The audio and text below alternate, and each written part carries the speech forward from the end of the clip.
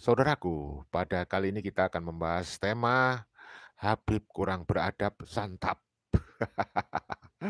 Siapapun dia, nggak peduli apa posisi dan jabatannya, kalau dia tidak beradab, santap, begitu. Oke, namun sebelum itu kita sampaikan semoga kalian semuanya sehat walafiat, dimudahkan semua urusannya yang baik, ditambah dan diluaskan rezekinya oleh Allah Subhanahu wa taala. Mudah-mudahan diberikan usia umur yang panjang, yang penuh barokah, penuh hidayah maghfirah dari Allah. Mudah-mudahan kalian semuanya diberikan keselamatan, keselamatan di dunia dan juga di akhirat. Selalu kita ingatkan saudara-saudaraku, untuk selamat di dunia dibutuhkan ilmu. Untuk selamat di akhirat dibutuhkan ilmu. Tidak sedikit pun dibutuhkan nasab dari oknum-oknum Habib Ba'alawi. Karena mereka saat ini sudah terbongkar kepalsuan mereka, bahwa mereka bukanlah keturunan Rasulullah berdasarkan kajian ilmu, kita nasab secara filologi, dan oleh ilmu pasti sudah terbongkar berdasarkan tes DNA, mereka bukan keturunan Rasulullah. Bukan keturunan Rasulullah, tetapi terindikasi kuat keturunan dari Yahudi Askenazi. Jadi bukan cucu Nabi, apalagi saudara. Oke saudaraku, nah jadi mari kita terus suarakan supaya semakin banyak, semakin luas orang yang tahu, sadar bahwa Ba'alawi bukan keturunan Rasulullah, sehingga mereka tidak lagi bisa membodoh-bodohi umat dengan pengen mendapatkan kekuasaan, pengen mendapatkan kemuliaan, ya, mengaku sebagai cucu Nabi, ya kan? Oke, kita akan langsung sampaikan ceramah dari Gus Mujib, ya, untuk referensi kita. Gus Mujib, ya, Abdul Mujib dari Ponpes Unik Nusantara, dari Pondok Pesantren NKRI. Kita simak videonya berikut ini, ya. Langsung saja, tidak usah berpanjang lebar muka Dimas saya, ya. Kita simak. Nah, jangan lelah sampaikan apa yang disampaikan fatwa Syekh Hasyim Asy'ari, man laisa lahul adab yajibu alim santap. Sahih ini. Siapa yang tidak punya adab, yang tidak punya etika, wajib disantap. Loh, ini masalahnya berkenaan dengan mereka kabaib yang sombong. Sebenarnya makalah tadi adalah mengingatkan kepada kita, kalau ada Al-Habib dari Pak Zulbilad, dari sebagian negeri kecil, yaitu dia bentuk Al-Habib, hati-hati. Artinya secara transparan, kalau kita mau cerdas, kata Syekh Nawawi, kita tidak boleh lupa adalah satu sosok yang mengaku pria Nabi dengan atas nama Habib, padahal mayoritas itu Sayyid dan Sayyidah. Itu artinya ngono, kita itu cerdas, kritik. Saudaraku, tidak boleh lengah. Habib itu istilah sebagian kecil, artinya kita harus waspada. Siapakah mereka? Oh, berani-beraninya pakai istilah lain. Teman Pak Mujib ini menyampaikan yang berkaitannya dengan toriko yang dibawa Lutfi, karena mereka itu menyatakan torikonya dia yang paling zen, paling benar, paling hebat, paling tinggi. Loh, itu secara tidak langsung sudah mengajari kesombongan, sudah menghapus, melawan nilai-nilai merah putih. Ini yang kurang ajar, yang harus kita lawan setiap hari. Pengiran Diponegoro gimana sih? Kata Sultan Dewan Ageng tadi, Masya Allah, Bismi Ajin, kenapa Pengiran Diponegoro berani melawan Belanda? Siapa yang ingkar? Itu Habib. Amalannya adalah Suryania, bahasanya bahasa Suryani. Lo sembroh. Habib pret, betul enggak? Yang terkenal sering mengijazahi Jalul siapa? Mbak Hasyim Asy'ari. Berani. Bukan Utsman bin Yahya. Teman Pak Mujib ini Pak Imron, ingat dulu beliau Syekh Nawawi 15 tahun sebelum kabudutnya beliau masih sempat ngambil Ihya Ulumuddin dengan bahasa Jawa di Ampel.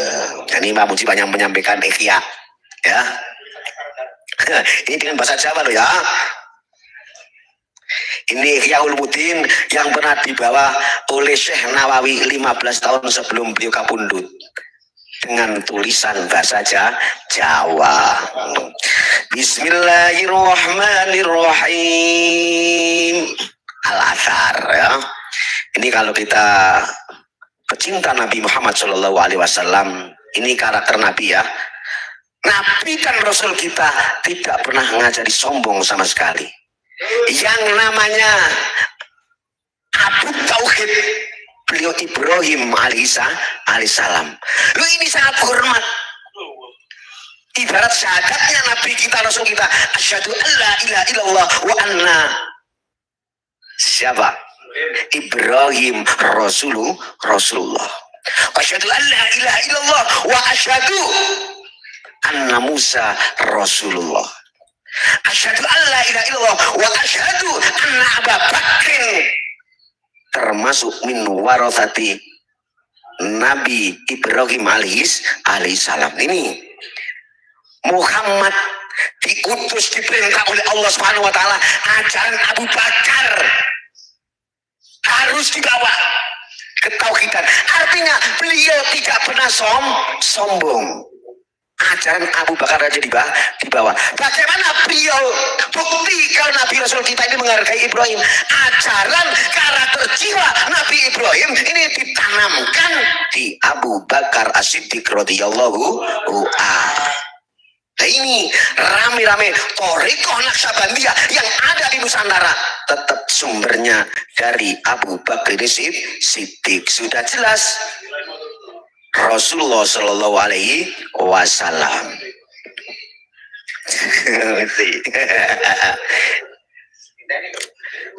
Assalamualaikum. Bentar ya, masih ada yang lewat. Kita tunggu bentar. Jadi ini penting banget kita sampaikan untuk edukasi kita, untuk memberikan hikmah ya. Ya ini Pak. Jadi kenapa Rasulullah sama sekali tidak pernah sombong? Beda yang mereka ngaku-ngaku cucunya Nabi. Dengan fakta para ustadz, para kiai dianggap kroco. Bismillahirrahmanirrahim. Qala Abu Bakr As-Siddiq radhiyallahu an la yahqiranna ahadan minal muslimin fa inna saghiral muslimina indallahi kabir. Ini Abu Bakar As-Siddiq radhiyallahu an. Saudaraku yang punya Naqsabandiyah, saudaraku yang Thariqah diinjak-injak oleh Lutfi, ini ajarannya bahwa Abu Bakar As-Siddiq radhiyallahu anhu menyatakan la yahqiranna ahadun, jangan sekali-kali seorang pun, satu pun dari Sabang sampai Merauke meremehkan atau menginjak kepada sesama. Ini bendera merah putih mengajarkan kita bersama harus saling menghargai. La yahqiranna ahadun ahadan minal muslimin. Sementara kau injak ulamanya, kau anggap kroco kiainya, ajaran siapa itu? Loh, la yahqiranna ahadun ahadan minal muslimin. Jangan kau anggap remeh, jangan kau anggap hina satu di antaranya orang muslimin dari Sabang sampai Merauke raya dikecam habis oleh Abu Bakar Siddiq radhiyallahu anhu. Loh, Masya Allah. Kenapa? Fa inna saghira muslimin, sebab kecil-kecilnya mereka yang statusnya muslim indallahi, menurut Allah, kabirun, betul-betul besar. Kecilnya muslim yang dianggap remeh para mereka kabaib bayar, kabirun, betul-betul besar di hadapan Allah Subhanahu wa ta'ala. Ini makalah atau asar Abu Bakar Siddiq. Ayo yang tidak gemar la ilaha illallah, sampaikan dengan tegas, menyatakan sikap kita tidak boleh menyepelekan kepada siapapun. Itu ajaran merah putih. Bahaya itu. Habib ngasih ajaran bahwa pribumi, bahwa para kiai dianggap kroco-kroco. Kempeleng sama Mbak Ghazali Alaikum laknatullah. Menghina kau. Betul nggak? Oh. Ini kitab Ihya Ulumuddin dengan bahasa Jawa yang pernah dibawa oleh Syekh Nawawi Al-Bantani, ngambil dari Surabaya. Hati-hati, kurang ajar ini. Jadi itu makalah. Mohon maaf kalau kita yang gemar thariqah, ini termasuk pernyataan langkah penentuan sikap kita sebagai orang yang thariqah. Konsekuensinya satu, tidak boleh menghinakan, tidak boleh meremehkan satupun. Betul enggak? Nah, kemarin di Lampung kejadian Habib Umar itu yang mempersekusi saudara kita Lubis, katanya thariqah terbaik. Bahaya, sudah berani menganiaya. Itu katanya thariqah terbaik. Hapus thariqah apa itu ya? Thariqah Robito Alawiyah harus hapus. Karena sudah tampil contoh yang sudah merusak etika Nusantara, etika Pancasila. Cuman kita bersyukur alhamdulillah dari pihak yang berwajib langsung turun. Betul nggak? Alhamdulillah. Ini yang perlu kita waspadai. Kawal saudaraku, dari Lampung sampai Aceh, kawal yang namanya Umar sudah biadab, berani menganiaya pribumi yang namanya Lubis. Gimana thariqahmu? Ngaku-ngaku thariqah habaib terbaik. Jelas tidak sesuai apa pernyataan mereka. Makanya betul Syekh Nawawi, istilah Habib hanya sebagian negara. Hati-hati, siapa yang mendewakan Habib katanya Syekh Nawawi menghargai. Kita ini harus cerdas, waspada kalau kita baca ini. Syekh Nawawi ngasih pemberitahuan istilah Habib, hati-hati, karena mayoritas istilah itu yang adalah sakit dan saidah. Itu loh maksudnya kalau kita baca. Ternyata apa ulah sekarang sudah dipantau oleh Syekh Nawawi dari kacamata ukutulijen. Hati-hati pemahaman bahaya. Afdhalu ma utiya alil abdu alfahmu. Pemahaman yang paling hebat. Kalau salah pemahaman bahaya. Terjadinya adalah tawir dan doktrin yang gagal paham. Ya, saya ulangi, kalau bismillahirrahmanirrahim, kau samin watar samin, itu istiqomahnya beliau Pangeran Diponegoro, berani melawan Belanda. Kamu menanyakan mengecek bahasa Suryani, sembrono, tahu nggak? Pangeran Diponegoro, kanan-kanannya adalah Kiai Umar. Kiai Umar lahir, beliau Syekh Soleh Darat.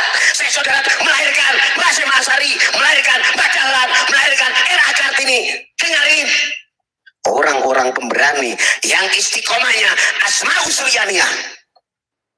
Baru tahu kamu ya, itu siapa ya ETH itu? Dengarin ETH ya. Hati-hati ya, hati-hati. Cukup Ebron ya. Nggak usah banyak-banyak, yang penting kita selalu ngasih wawasan biar anak bangsa paham untuk mencintai dan menjaga keutuhan NKRI. Ya, terima kasih Gus Mujib, ya Gus Abdul Mujib udah menyampaikan informasi untuk pencerahan kita. Tapi ada satu kalimat yang saya sangat suka tadi, dia sebut Lutfi menginjak-injak thariqah. Dan ada lagi ternyata tadi ada satu lagi ya, hapus ya thariqah Robitoh Alawiyah. Nah, ini menarik. Kemudian akan saya sampaikan video dari Gus Ilyas ya. Tadi dari Gus Mujib, sekarang dari Gus Ilyas. Tetapi saya tidak bisa tampilkan gambarnya ya. Semuanya ya, tadi sudah semuanya nih pegel nih ya. Saya tampilkan sebentar aja, nanti kemudian saya perdengarkan saja suaranya ya. Kita simak dari Gus Ilyas berikut ini. Bismillahirrahmanirrahim. Assalamualaikum warahmatullahi wabarakatuh. Kita akan membahas sejarahnya Kiai Haji Abdul Wahab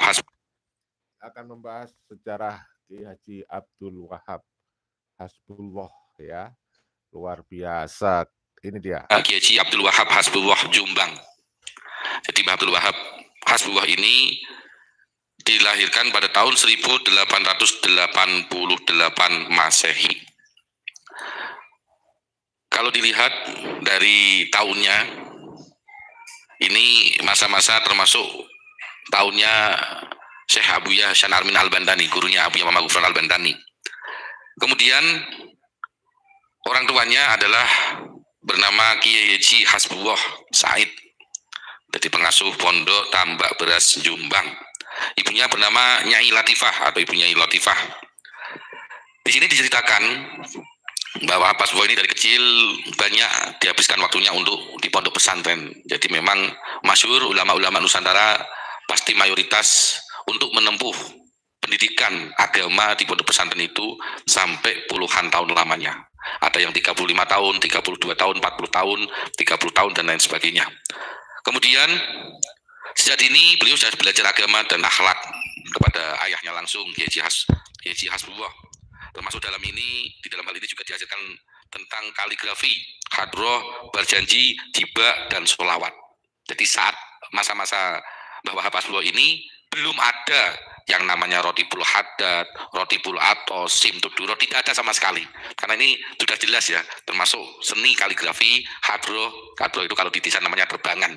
Dan hadroh pada saat ini termasuk ini adalah budaya Nusantara, peninggalan ajaran ulama-ulama Nusantara yang pada saat ini dirampok sama dari golongan Pahlawi Yahudi. Termasuk kalau di Jawa Tengah kemarin sudah saya sampaikan ada bisnis sholawat yang marak sekali dengan modus harga sekian dan sekian, karena memang ada AEO-nya dan mereka sudah menyiapkan sound, panggung, dan lain sebagainya. Padahal di situ kalau kita bahas hadrohnya sendiri, yang sholawatan tim hadrohnya ini adalah anak bangsa, tapi yang menerima uang fee atau gaji atau bayaran kontraknya itu adalah dari golongan Habib-Habib Yahudi. Termasuk di Jawa Tengah ada namanya Habib Syekh itu ya. Masya Allah ya, bisnis sholawat dibongkar oleh Gus Ilyas, saudara. Kita lanjut. Saya langsung tegas namanya karena kita harus lugas pada saat ini menyampaikan kebenaran. Kemudian juga ada yang di Pekalongan, itu menantunya Lutfi, namanya Habibidin, kalau maksudnya di Jawa Tengah Habibidin, itu masuk dengan termasuk ada Az-Zahir. Nah ini kan termasuk penjajahan dan merampok budaya ulama Nusantara yang sudah turun-temurun, akhirnya dikuasai mereka. Tanpa sadar kiai-kiai sudah dikelabui, ditipu dengan politik salju. Kalau bahasa psikologinya itu love bombing. Jadi dengan cara pendekatan yang halus, dengan rayuan yang manis untuk memperdaya target korban yang akan menjadi korban mereka. Ini jelas dari hadroh. Kemudian di sini berjanji dan tibaan. Tidak ada tadi yang kami sampaikan, simtuduror tidak ada, rotibul atos tidak ada, rotibul haddad tidak ada, masih murni ajaran ulama Nusantara. Kenapa sekarang satu abad berdirinya NU ini banyak amaliyah NU yang sudah disusupi dari golongan Pahlawi Yahudi? Ada apa? Tanda tanya besar. Berarti mereka ada misi untuk menghancurkan NU, termasuk lewat amaliyah NU. Mereka dengan mudah akan mengakui NU atas inisiatif dari Hasyim bin Yahya itu kemarin yang dilontarkan dari Pekalongan. Ini sangat bahaya sekali karena sudah merusak sejarah Nusantara, merusak perjuangan daripada para pahlawan, para syuhada, termasuk para kiai-kiai yang sudah menjadi muasis NU. Bapak Hasbullah mondok di beberapa pondok pesantren, termasuk diantaranya ada pesantren Langitan Tuban. Jadi mulai 13 tahun beliau dikirim ayahnya Mbak Hasbullah ini untuk mondok di pesantren Tuban, Langitan. Yang kedua pesantren Mojosari Nganjuk, ada pesantren Cempaka, pesantren Tawangsari Sepanjang. Kemudian yang kelima pesantren Kademangan Bangkalan Madura. Ini kalau Kademangan ini daerah Madura, jadi pondoknya Syekhona Khalil. Dan di Syekhona Khalil ada sejarah menarik masuk di kalangan kiai NU, karena pada saat itu Syekhona Khalil Bangkalan memberikan isyarat kepada murid-muridnya bahwasanya ini mau ada macan, kedatangan macan ke pondok Kademangan, semua harus diperketat. Jadi semua santri ya manut dawuh, kalau bahasa Madura itu norok buntet, terus pokoknya melu, kalau bahasa Jawa ini pokoknya melu. Akhirnya persiapan semua. Ternyata besoknya kedatangan yakni santri baru bernama Mbah Wahab Hasbullah. Jadi yang dimaksud kedatangan macan di sini adalah Mbah Wahab Hasbullah. Itu sebagai sanepo kalau orang Jawa atau siloka. Jadi kiai-kiai itu mendidik para santri pada saat itu, kalau dengan ulama-ulama khos pasti dengan sanepo-sanepo. Termasuk yang dimaksud macan, mau ada kedatangan macan adalah Mbah Wahab Hasbullah. Kemudian setelah dari situ beliau melanjutkan mondok lagi di pesantren Beranggahan Kediri. Dan yang terakhir termasuk di pondok pesantren Tebu Ireng Jombang yang dipimpin oleh Mbah Hasyim Asy'ari, dan di sini selama kurang lebih 4 tahun. dan bahkan menjadi lurah pondok. Kalau bahasa santri itu menjadi lurah pondok saat itu. Kemudian setelah dari situ Mbah Hasyim Asy'ari mondok di Tebu Ireng, Mbah Wahab Hasbulah ini melanjutkan mencari keilmuannya di Timur Tengah, tepatnya di Mekah sekitar umur 27 tahun. Di sana Mbah Wahab Hasbulah berguru termasuk ada Mbah Mahfud Termas, ada Kiai Nahrawi Muhtarom Al-Banyuwangi Al-Maki Al-Jawi. Ini yang kemarin dibaalawikan sama Habib Lutfi. Karena beliau terah Jawa, terah Nusantara yang bernama Kiai Muhtarom Banyumas, karena beliau kelahiran Purbalingga. Cuma di Timur Tengah beliau masyhur dengan nama Syekh Nahrawi Muhtarom Al-Banyuwangi Al-Jawi Al-Maki. Ini dari Jawa Tengah asli, kelahiran Purbalingga, dan kebetulan kita sudah bertemu dengan cicitnya beliau. Ada Syekh Ahmad Khotib Al-Minangkabawi, ada Syekh Bakir Al-Jogjawi, ini Kiai Bakir dari Jogja, termasuk ada di sini gurunya beliau Kiai Asy'ari Bawian, ini Kiai Muhammad Hasan Asy'ari Bawian. Ini Al-Pasurwani adalah ahli ilmu falak, kemarin sudah kami sampaikan, termasuk salah satu gurunya Mbah Ridwan Abdullah, atau masuk Mbah Kusairi, mertuanya Mbah Hamid Pasuruan. Kemudian beliau menikah jadi pada tahun 1914 Masehi, karena beliau ini beberapa kali menikah dan banyak istrinya yang meninggal. Ini saya tidak sampai sebutkan semuanya, tapi di sini salah satunya adalah beliau menikah pada tahun 1914 Masehi. Mbah Wahab ini menikah dengan Kiai Musa, putrinya Kiai Musa yang bernama Maimunah, punya Maimunah, yang tinggal saat itu di Kampung Kertopaten Surabaya. Dan ini sesuai dengan yang diceritakan oleh Gus Asrul Surabaya kemarin. Jadi semua muasis NU, jadi NU didirikan ini semua masih jalur saudara, jalur kerabat. Termasuk Mbah Wahab Hasbulah dengan Mbah siapa kemarin, Mbah Ridwan Abdullah, yang menciptakan lambang NU itu atas petunjuk Mbah Wahab Hasbulah, minta bantuan kepada Mbah Ridwan Abdullah untuk membuat gambar atau logo NU ini, itu juga masih keluarga. Kemudian ada juga Mbah Kiai Haji Mas Alwi. Kalau Kiai Haji Mas Alwi ini yang menciptakan nama Nahdlatul Ulama, Nahdlatul Ulama, karena memang ada beberapa masukan termasuk dari Mbah Kiai Fakih Mas Kumambang. Itu kalau tidak salah dulu Nuhudul Ulama ya. Tapi yang dipakai saat itu adalah nama dari Mbah Mas Alwi Surabaya, Mbah Kiai Haji Mas Alwi bin Abdul Aziz Surabaya. Karena saat itu semua masih berkeluarga, termasuk adik sepupunya Mbah Mas Alwi namanya Mbah Mas Mansur. Mbah Mas Mansur. Jadi saat itu memang tokoh-tokoh muda saat itu, termasuk Mbah Mas Alwi, sampai ke Eropa, keliling ke Eropa, ke Belanda, dan mempelajari sejarah-sejarah Nusantara yang ada di Leiden. Dan bahkan Mbah Mas Alwi ini menikah dengan seorang putri Belanda, orang Belanda, dan dimualafkan, jadi masuk Islam, nikah. Tapi kebetulan Mbah Mas Alwi tidak mempunyai anak. Di sana beliau mempelajari tentang teori-teori, kalau bahasa sekarang konspirasi ya, konspirasi global, dipelajarilah semua di Leiden, di perpustakaan sana. Kemudian juga kalau yang Mbah Mas Mansur itu belajarnya di Mesir, karena saat itu ada paham Wahabi yang dikenal dengan tokoh pembaruan Syekh Muhammad Abduh. Nah, saat itulah pengaruh-pengaruh pola pikir ini ketika masuk ke Indonesia, khususnya di Jawa, akhirnya di situ musyawarah. Makanya Mbah Wahab Hasbulah ini mendirikan beberapa, termasuk ada di situ Taswirul Afkar, ada Nahdlatul Wathon, ada Nahdlatul Tujar. Ini embrio-embrio sebelum berdirinya NU. Maka kita harus paham, karena pada tahun 1920-an ini bahayanya paham Wahabi, karena pada saat itu termasuk ada masalah di Timur Tengah, bahwasanya 4 mazhab ini tidak dipakai lagi di sana. Makanya termasuk di situ Mbah Wahab Hasbulah ini sama Syekh Naim dari Mesir dikirim dari Mbah Hasyim Asy'ari untuk perwakilan dari Indonesia ke Arab, dan di sana ketemu dengan Raja Arab. Pada saat itu termasuk negosiasi, karena saat itu memang betul-betul membahayakan paham Wahabi yang ingin termasuk menghancurkan makam Rasulullah dan situs-situs daripada perjuangan Islam yang ada di sana. Jadi makam-makam yang sahabat atau yang lain itu banyak yang dibongkar oleh Wahabi. Makanya di situ termasuk Abuya Mamang Al-Bandani yang sering disampaikan, yang berantas Wahabi pada saat itu di Timur Tengah adalah ulama-ulama Nusantara. Salah satunya adalah gurunya Abuya Mamang Al-Bandani. Siapa beliau? Syekh Abuya Hasan Armin Al-Bandani. Kemarin sudah kami sampaikan sejarahnya sampai kontak fisik. Beliau memimpin dan melawan dan menghancurkan Arab Kut-Kut pada saat itu. Ini perjuangan ulama Nusantara. Sampai termasuk tadi yang kami sampaikan bahwa ada Komite Hijaz, ada termasuk bagaimana menyelamatkan makam Rasulullah beserta situs-situs yang lain. Ini tetap peran ulama Nusantara. Kenapa ulama Nusantara semua yang berperan pada saat itu? Ada Mama Rendi, banyak ulama Nusantara yang tidak disebutkan di publik pada saat ini. Tapi saat ini kita harus angkat kembali. Karena apa? Bagaimanapun jasa ulama Nusantara di Timur Tengah sangat banyak sekali.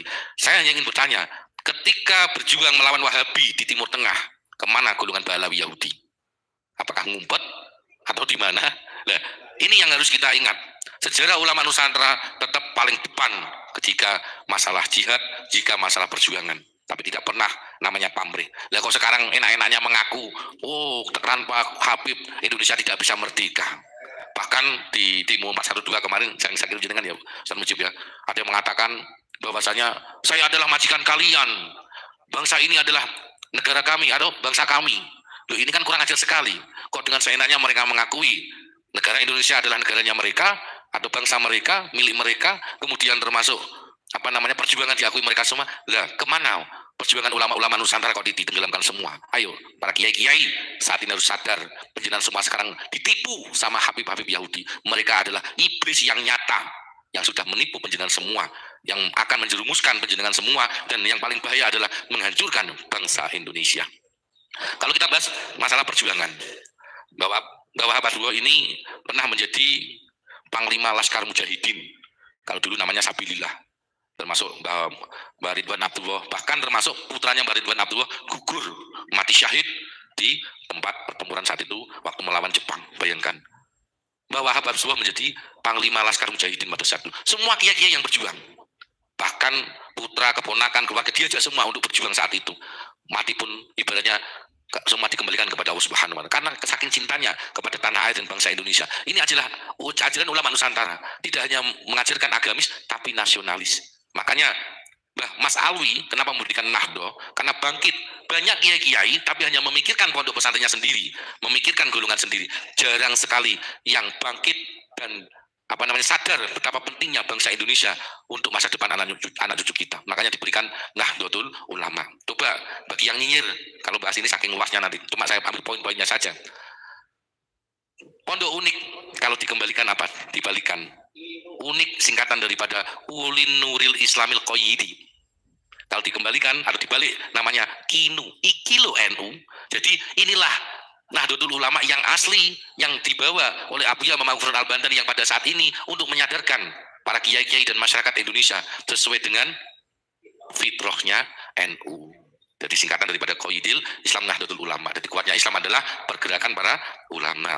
Ya, ini karena saking banyaknya, sementara itu dulu, semoga bermanfaat dan termasuk bahwa Habibullah adalah pengarang lagu ya. Oke, terima kasih ya, luar biasa. Mudah-mudahan memberi edukasi ya. Oh, ya. Saya kira itu saudaraku yang bisa kita sampaikan ya. Mudah-mudahan ada manfaatnya ya. Silakan komentarnya ditulis di kolom komentar, kita tunggu. Siapa ini yang sudah hadir? Oh, Nur Hadi, terima kasih Mas Nur Hadi. Ia bikin kisruh dan rupanya jiwanya tak stabil, lalu ada yang memanfaatkannya. Garuda Sakti, terima kasih hadir lagi di channel kita di Newsline Official ya. Habib Ba'alawi wajahnya mirip Rohingya Bangladesh. Habib Ba'alawi, Musalamah Al-Kazab, Al-Yamani, Al-Yahudi, Askenasi Kasar. Dari Putut Haryanto, Bani Ba'alwi, kalau nggak bisa merubah tabiatnya wajib dideportasi saja, pulangkan ke Yaman, perusak sejarah, perusak NKRI dan perusak Islam dan pencemaran nama baik Rasulullah ya. Dari Bang Nur Hadi, jangan gedabrus di negara hukum, silakan berdebat di pengadilan ya. Sudah ada yang dilaporkan di pengadilan, mudah-mudahan bisa berproses. Itu aja yang bisa kita sampaikan pada sore hari ini. Mudah-mudahan bisa mengedukasi dan memberi rekreasi ya. Mudah-mudahan bisa memberikan pencerahan kepada para oknum Habib dan para muhibin ya. Kita jaga persatuan, persaudaraan, kedamaian di Nusantara. Salam Pancasila Jaya ya. Salam NKRI harga mati. Salam Undang-Undang Dasar 1945. Salam Bhinneka Tunggal Ika, berbeda-beda tetapi tetap satu di dalam bingkai NKRI, ya kan? Oke, itu aja yang bisa kita sampaikan. Mohon maaf segala kekhilafan dan kekurangan. Ini adalah live streaming, barangkali ada kalimat terputus, mohon dimaklumi adanya. Wassalamualaikum warahmatullahi wabarakatuh. Merdeka!